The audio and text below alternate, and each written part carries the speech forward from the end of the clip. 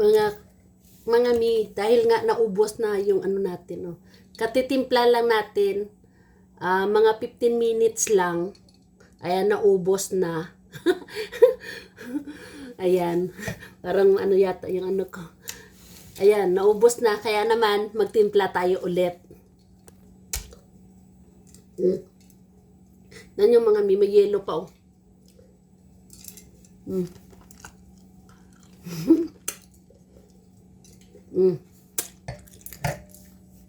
Hindi na natin hugasan ang ang glass kasi malinis naman eh. Gagamit lang tayo ng bagong kutsareta para hindi ito didikit sa asukal.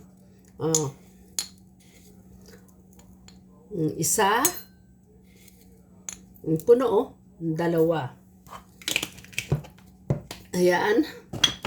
Pagkatapos, mga mi, isang kutsarita nga asukal. Pero dahil gawa nga ng punuin ko ito, gagawin ko ng isang kutsarita. Depende sa inyo kasi ako mahilig kasi ako sa matamis, kaya isang kutsarita at kalahati ang lalagay natin.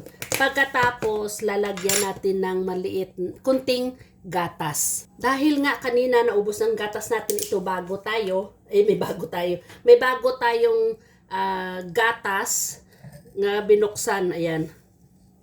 Ayan. Ganyan lang kadami ang ilalagay mga kami. O, tingnan natin. Tingnan ninyo.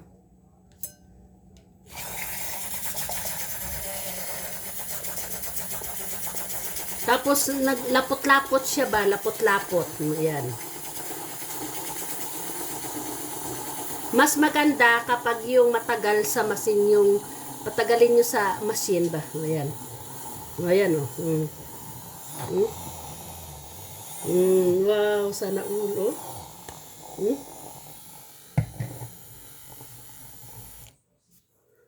Oh, ayan. Sandali lang, kay kukuha pa ako ng yelo. Yung yelo kanina, linagay ko mga kami, 6 lang. Akala ko kasi 7. Kaya yan, oh. Ilalagay na lang natin ito lahat.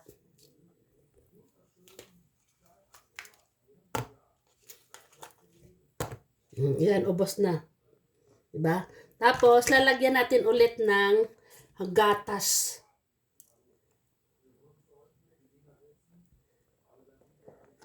Ang sarap. Tapos, dahil tingnan nyo mga karami, oh, ayan, oh, ang ganda, tingnan, ang sarap. Kapag i-ano ko muna ito. Ulit, halo.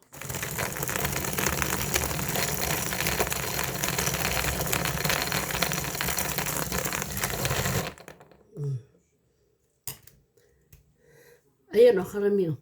Ayan, oh.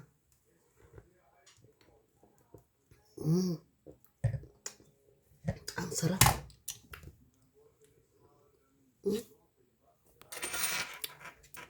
O, diba?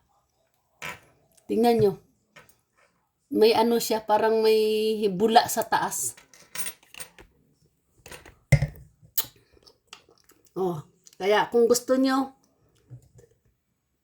try nyo rin mga mi. Kasi nung araw talaga, hindi talaga ako nagiinom ng ganito. Kasi para ang sarap kasi inumin dahil gawa nga ng mayroon siyang mayroon siyang yung bula sa taas.